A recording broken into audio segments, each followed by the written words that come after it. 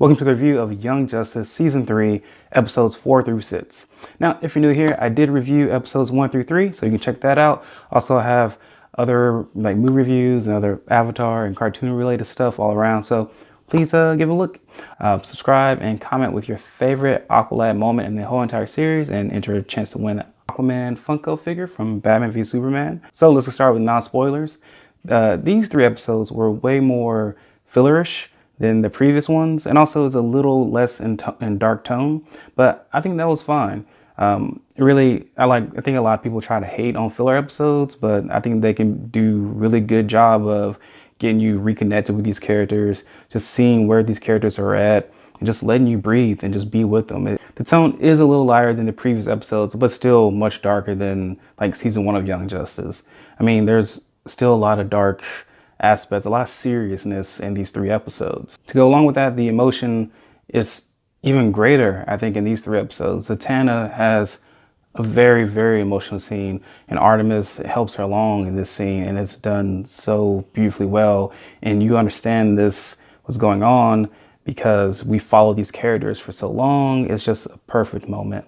Also, Megan, Miss Martian, has a great moment of just her feeling like she is home on Earth and she has everyone has her back. That is also such a great moment. Even though the plot of the season hasn't really pushed that much in these 3 episodes, the characters still push and still grow, and that's really important. That's the most important thing, is the characters. Dick Grayson is good again in this episode. He's kind of dealing with, the aftermath of being on that team and possibly trying to gather in a new team. And he just kind of doesn't want to do that. Also, he's dropping the ball a lot. Like, he's just not handling a lot of his responsibility. I will say I think the action is much better in these 3 episodes than the previous one. There was a lot of good car chase scenes. There was a lot of just good fighting on other planets. It was just all done really well. I will say this about the animation that I didn't speak about in my last review, is that the animation sometimes is a little stiff, especially in that episode where the Justice League were having a conference or a debate. And as much as I absolutely love that scene, they do seem a little still in it, like just their mouths are moving. And they do that sometimes in this episode. We do get a couple new characters, one main character, Forager, and I really like him. He's kind of this kind, like humble, kind of figure, which is funny because he has often been that way, because he feels like less of a person because he lives under the new gods, and I feel like he always always feel like he's not worthy enough. And I really liked him. I liked the way he interacted with all the other characters. That was done really well. But all in all, this was still a really great 3 episodes. Loving that we're getting 3 episodes at a time. And they're 6 for 6 right now. So let's get into some spoiler area here. We'll start off with the first episode, or episode 4. And this picks up fairly right where we left off at. And the group is just really kind of detached right now. I mean, Dick Grayson, like I said before, he kind of dropped the ball. He's just kind of left them a little bit to their own devices.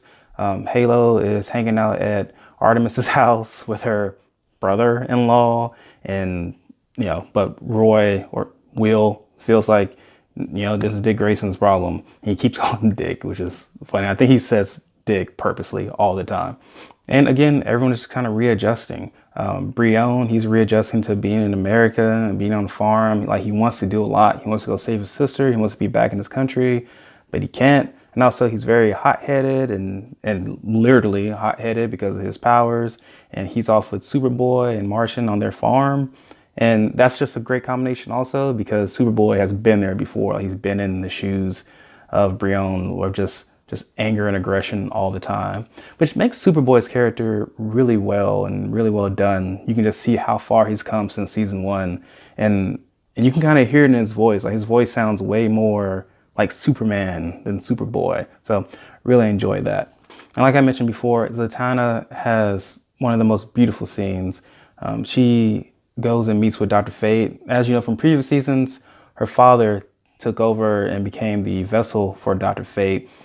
And Dr. Fate apparently allows them to meet for 1 hour, 1 year, and they just kind of go to the park as father and daughter. And then when they have to leave each other, it is heart-wrenching. Like, she has to say goodbye to him, but she doesn't want to. But he's like, listen, we're just fortunate that Dr. Fate allows me 1 hour a year to be with you. And then Artemis as a friend is there to console her and to really show Halo why we do what we do. And that is just a beautiful moment. And my favorite part of this episode, which was the main plot, is that Nightwing has to do a favor for Will Harper, who's running this like security firm called Bow Hunters Security. And their slogan is, "We never miss our point. We're always on point. We're always on point." That's what it is. Those three Harpers are just so hilarious together. You have Will Harper, who is the clone of Speedy. Then you have the original Speedy, Roy Harper, who's kind of like a little angry and dark, dry humor all the time. And then you have Jim Harper, who is also a clone of Speedy, but he's like way more cheery. And they have a whole security firm together. And I want a spinoff show of this. Like, it just seems like it's made for like a sitcom comedy of like, here's these three brothers who don't get along all the time, but they still love each other, but they're actually clones of each other. Like, that is just so hilarious, and it will still be action-packed.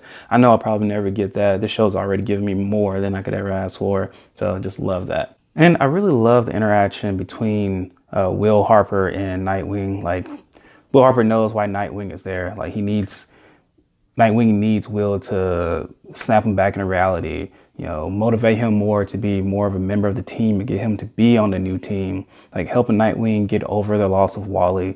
All right, on to the second episode. And the main storyline of this episode is that on New Genesis, there is some issues going on between kind of the bug people. I think they're the Reach, or a certain set of the Reach, and the New Gods.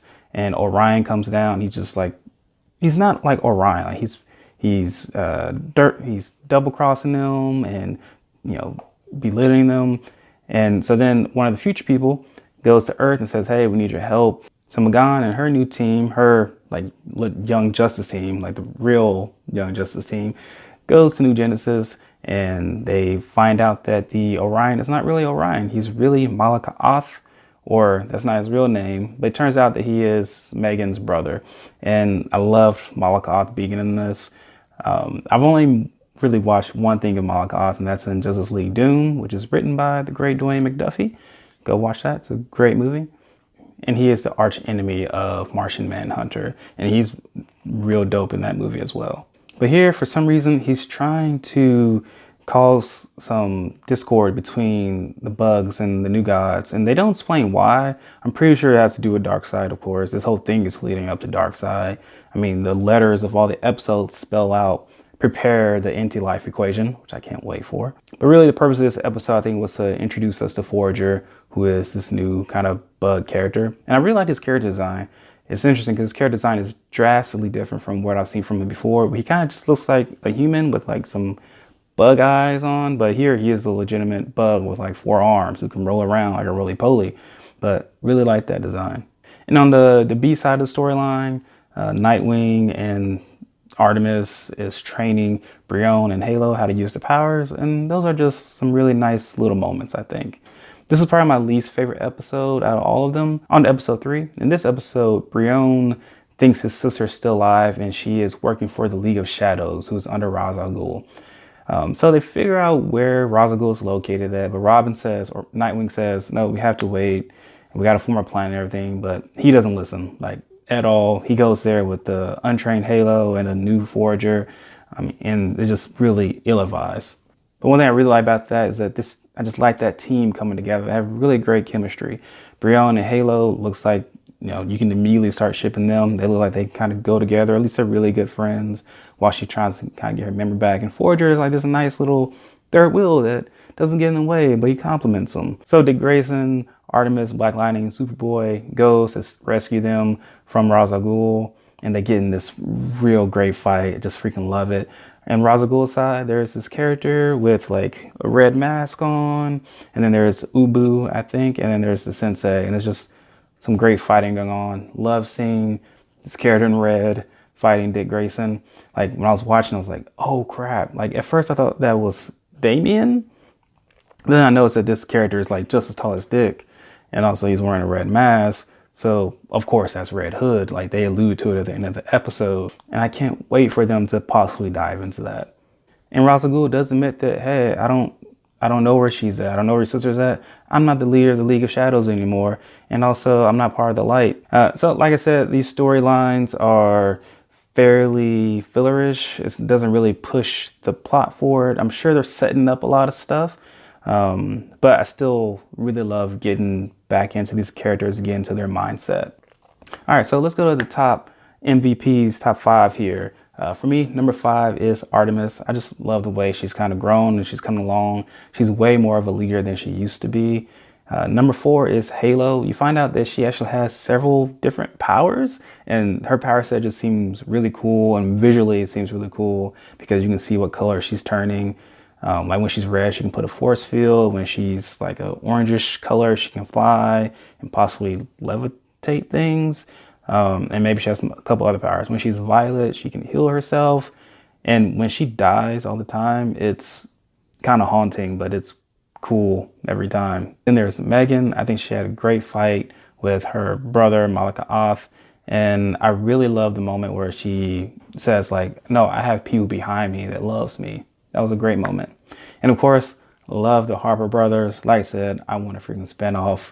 They were just so funny and just so cool together, and action pad. I just love it. And number 1 is Dick Grayson. He was done so well again. All right, top 5 moments. Number 5 is Megan versus Malika Oth. Number 4 is the fight on New Genesis, which is kind of ties in with the Megan fight. But man, you had Static, love seeing Static back on his disc, and he's throwing lightning, he's throwing like little balls, which is very reminiscent of Mr. Terrific. But that was so cool to see. He actually had some lines in this one, and you had Casey, Wonder Girl, and Kid Flash, and finally the Blue Beetle was back. So that was a great fight. Number 3 is Bowhunter Securities. I just love that action scene of getting on the truck and the comedy with Brick and how, man, these people ain't paying you enough. And he's like, I'm the boss. And I freaking just love Will being this like father, suburban dad who's just trying to have a job, but he's still this, superhero, and he has the car, and he keeps having this clipboard around. I love the clipboard. Like, he uses the clipboard like a batarang. It's done just amazing. Number 2, I'm just gonna call Night Oracle because I love these two characters so much, and this is the best relationship I've seen them in. And you can tell that they really love each other. I'm talking about Dick Grayson and Barbara Gordon. I did predict last time that maybe Barbara wasn't injured, and I'm not mad that that prediction didn't come true because I love Oracle. Like, she's a great lesson that no matter what life gives you, like no matter what your perceived disabilities are, you can still make a positive impact in the world. And she's still full of so much joy in life. I just love that relationship. And number 1 is the fight scene with Ra's al Ghul and his 4 members of like the Sensei and Ubu, and come on, it's Jason Todd. It has to be Jason Todd. Which is a great fight scene. Love seeing Nightwing versus Red Hood. Just brothers battling it out. As a Batman fan, loved it. All right, so let's get into a few predictions here. I mean, clearly those VR things are going to play a huge role in this season. I almost think maybe those VR things are getting into the minds of humans. Like, humans are important for some reason in the grand scheme of the universe. Like, that's why they're going to Earth, stealing humans, overriding their genetic code and making them monsters and then shipping them back out. Like, maybe Darkseid is using these VR things to find where the anti-life equation is. And so that's my prediction on that. And then I think we will get flashbacks to the Killing Joke and to the death in the family. Like I said, we see Jason Todd here. We see that Oracle is injured and she's probably been shot. And so we will get flashbacks at some point to that. They have to explore that storyline. And my biggest prediction, I think, is that, of course, everyone can predict this, Wally West will come back.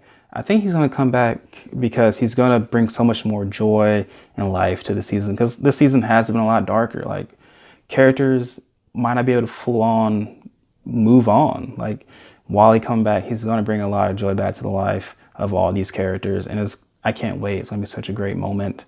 Like I said before, subscribe and comment with your favorite Aqualad moment in the whole entire series and enter a chance to win Aquaman pop vinyl figure. And sincerely, thank you for watching. I'm out.